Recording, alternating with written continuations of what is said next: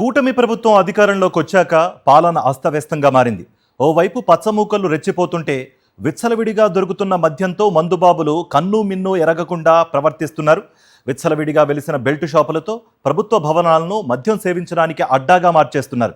అంతేకాదు మందుబాబులకు అధికార పార్టీ నేతలు వత్తాసు పలకడం స్థానికులను కూడా ఆశ్చర్యానికి గురిచేస్తోంది.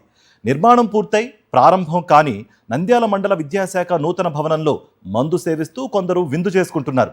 ఇదేంటని స్థానికులు ప్రశ్నిస్తే టీడీపీ నేత పేరు చెప్పడం విమర్శలకు తావిస్తోంది. నిర్మాణం పూర్తయి ప్రారంభం కాని నూతన మండల విద్యాశాఖ అధికార కార్యాలయం భవనంలో ఇలా మందు పార్టీ చేసుకోవడంపై స్థానికులు ఆగ్రహం వ్యక్తం చేస్తున్నారు. ఆయన పేరు చెప్పు నాకు. కుమార్ బాబు వస్తున్నాను. రా ముందుకు వస్తున్నాడు ఆయన కుమార్ బాబు వస్తున్నాడు. లేదు ఎవరు చెప్పినారు? ఎగ్జామ్స్కొని తీసుకుపోతారా అంటే సాయి కృష్ణ ఎవరు చెప్పినారు చెప్పు.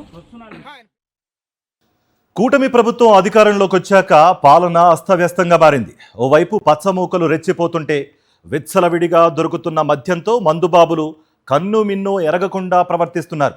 విచ్చలవిడిగా వెలిసిన బెల్ట్ షాపులతో ప్రభుత్వ భవనాలను మద్యం సేవించడానికి అడ్డాగా మార్చేస్తున్నారు. అంతేకాదు మందుబాబులకు అధికార పార్టీ నేతలు వత్తాసు పలకడం స్థానికులను కూడా ఆశ్చర్యానికి గురిచేస్తోంది. నిర్మాణం పూర్తయి ప్రారంభం కాని నంద్యాల మండల విద్యాశాఖ నూతన భవనంలో మందు సేవిస్తూ కొందరు విందు చేసుకున్నారు. ఇదేంటని స్థానికులు ప్రశ్నిస్తే టీడీపీ నేత పేరు చెప్పడం విమర్శలకు తావిస్తోంది. నిర్మాణం పూర్తయి ప్రారంభం కాని నూతన మండల విద్యాశాఖ అధికార కార్యాలయం భవనంలో ఇలా మందు పార్టీ చేసుకోవడంపై స్థానికులు ఆగ్రహం వ్యక్తం చేస్తున్నారు.